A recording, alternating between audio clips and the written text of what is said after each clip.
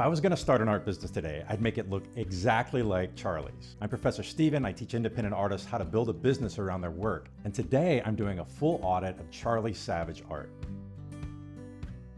I'm going to show you what she's doing right, what's getting in the way, and exactly what I would do if I were running her business. Charli is based in Sydney, Australia. She creates surreal, story-rich watercolor paintings and ceramic sculptures. She told me her work is designed to keep curiosity alive and give people an escape from the chaos of everyday life. She's been selling this body of work for about a year, having transitioned from photography, and she's going full-time on July 1st with a very specific goal. She wants to build a six-figure art business in her first 12 months. Now that's an ambitious goal, but I want to show you what makes it achievable for Charli. Most artists I work with are missing at least one of these three things, and Charli has all three. These are the foundation that everything else in your business is built on. First is brand story. Charli's brand story is one of the strongest I've seen at her stage of business. Her website leads with a clear, compelling version of who she is and links through to a detailed life story that earns real credibility with the right buyer. Her content is warm, authentic, and inspirational. She comes across as genuinely kind and someone worth following. Her story is there and it's working. The second strength she has is customer knowledge. She knows exactly who her buyer is and not just demographically. She's described someone who feels deeply, who romanticizes life, who loves books and cinema and theater, someone who feels like something is missing in the routine of adult life and craves a deeper emotional connection. They want their home to feel like more than decoration, and they want art that starts conversations and signals something about who they are. So Charli knows her buyer, and knowing that person makes it so much easier to market, price, and sell your work. Charli's third strength is financial clarity.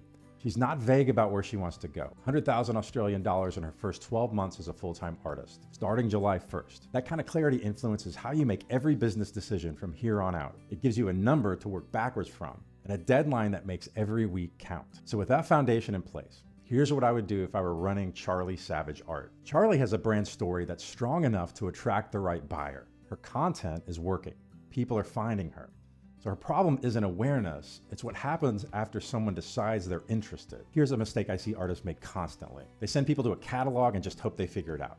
Here's everything I make, good luck. But buyers don't sort through catalogs. They respond to a single clear offer that tells them exactly what to do next. That's a hero offer. Your hero offer is the one thing you most want someone to buy right now. It should be front and center in your bio, on your website, and in your conversion content. Everything else is secondary. So how do you choose your hero offer? Well, it's the intersection of three things: what generates the most revenue, what you can fulfill right now, and what aligns with where your business needs to go. For Charli, right now, that's commissions. Here's why. She has limited original work inventory on her site. Not enough to build consistent revenue from original sales alone, but her commissions process is excellent. It's already built. The intake form is there, the Q&A is there. She's got a pricing structure and a clear process to follow. And with a goal of 6 figures in 12 months, starting July 1st, commissions are her fastest path to meaningful income. So that's her hero offer, and everything in her funnel should point there. Once you've chosen your hero offer, you need to make it as easy as possible for people to buy from you. And Charli has 4 places where that path from content to purchase breaks down. Each one is costing her traffic, and I bet at least one of these is costing you traffic too. Friction point 1, she's not consistently sending people to her bio from her content. We'll come back to this in the content section, but it starts here because the funnel doesn't matter if nobody enters it. Friction point 2, when somebody goes to her TikTok bio, they see the line, "Be part of my world," before the link to her website. Now that's a warm line and it fits her brand, but it's pointing toward community, not toward a specific offer. A buyer who's ready to commission a piece doesn't know from that line that commissions are even available, or that clicking through gets them there. Your bio call to action should tell people exactly what they're gonna find when they click. Friction point 3, if they click through specifically from TikTok, they hit a browser warning. Then a second warning when they try to follow a link. TikTok just does this with external domains it doesn't recognize. But at that point, the buyer has to copy and paste the URL into their browser manually, and most people won't do that. The fix is something like Linktree or another TikTok trusted link platform. With platforms that TikTok trusts, those warnings don't fire when people click through. They can click the link in your bio, go to a list of links, and go straight to your offer. Friction point 4, when they finally get to the website, commissions aren't the first thing they see. They have to dig.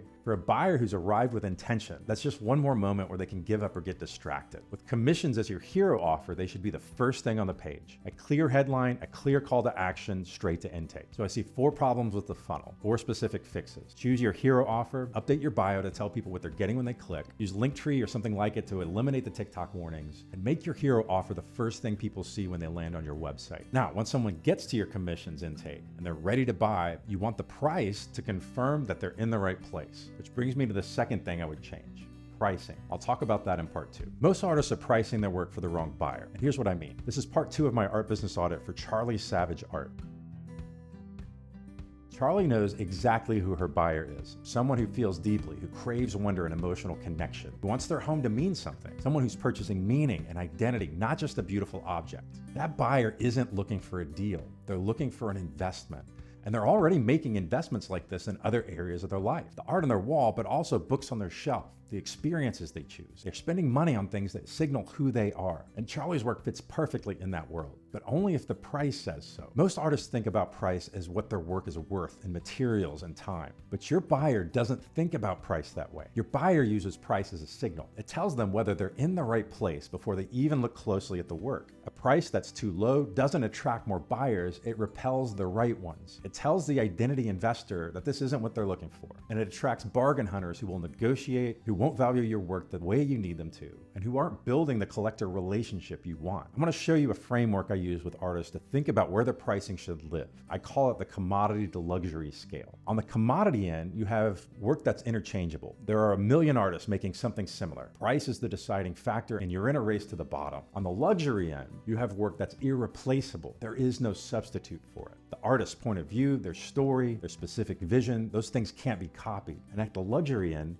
price is actually part of the appeal. It confirms to the buyer that they're investing in something rare. So where does Charli's work live on that scale? Her surreal narrative, her ceramic sculptures, her life story, her specific point of view, there's no substitute for any of that. That's not commodity territory. That's the luxury end of the scale, and her pricing needs to reflect that. So sometimes when artists underprice, it's not always about not knowing their worth. Sometimes it's about not having found the right audience yet and compensating with a lower price to get any sales at all. I understand that instinct, but it creates a cycle. Low prices attract the wrong buyer. The wrong buyer doesn't validate your work the way the right buyer would, and that lack of validation makes you less confident about raising prices. The commodity to luxury scale helps you break that cycle. When you understand where your work lives on that scale and why, you can hold price with confidence because you're not guessing anymore. You just know. Charli's brand and her work are strong enough to command luxury pricing. Her story, her point of view, the emotional territory her work occupies, none of that is interchangeable. And the buyer she described, the one investing in meaning and identity, they're not going to balk at a price that reflects that value. They're going to recognize it as confirmation that they're in the right place. I'm not going to get into Charli's specific numbers because that's between us, but I will say this generally. If you're trying to build a six-figure art business and your average sale is in the hundreds, the volume required to get there is unsustainable. When you move your average sale to the thousands, the math changes completely. 50 sales a year versus hundreds.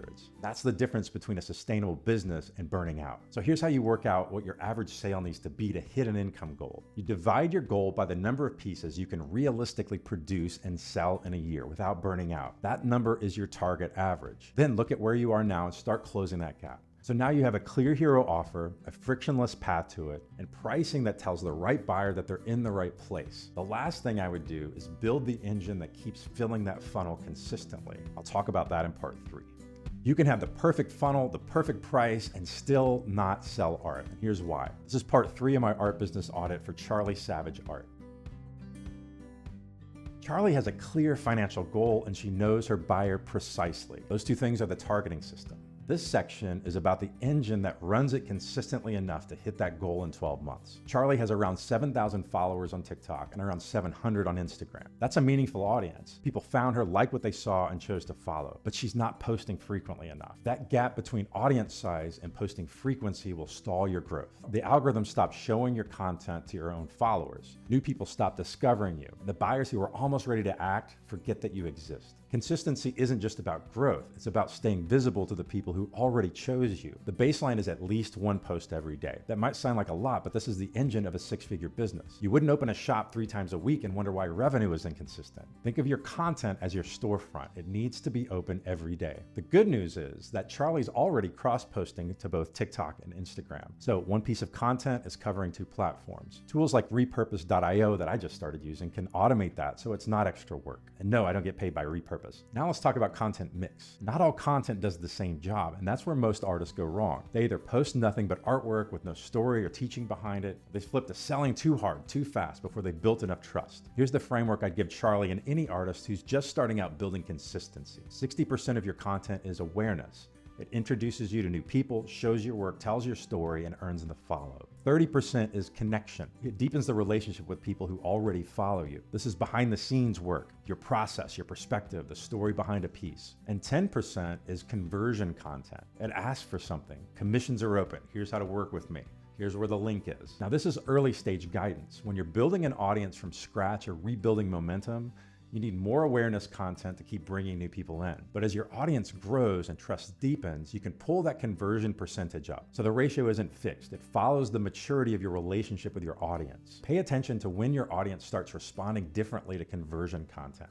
That's usually the signal to adjust. One more thing worth knowing, your best conversion content doesn't have to feel like selling. A post that tells the story behind a piece, connects it to how your buyer feels, and ends with "this one's available" or "commission spots are open" is doing awareness, connection, and conversion all at once. You don't always need a separate category. Sometimes one piece of content does all three jobs, and those are the posts worth watching. Consistency without measurement is just output. What turns consistency into growth is the habit of reading your own data and adjusting. So every week, look at your 3 best performing posts and ask one question. What did these have in common? Format, hook, subject matter, call to action. Write down one thing you'll test the following week based on the answer. One observation, one test, 1 week at a time. That's the difference between posting and experimenting. And experimenting is how you find what works for your specific audience, not for someone else's. So that's what I would do if I were running Charli Savage Art. I'd fix the funnel first, get the pricing right, and then build the engine in that order. Charli, you have one of the strongest foundations I've seen at your stage. Your brand story is clear and compelling. You know your buyer better than most artists ever do. And you have a specific financial goal with a specific deadline. Those 3 things are rare. And everything I've walked through, the funnel, the pricing, the content engine, those are all fixable. And now you know how to fix them. Here's what I want everyone watching to take away from Charli's business. Brand story and customer knowledge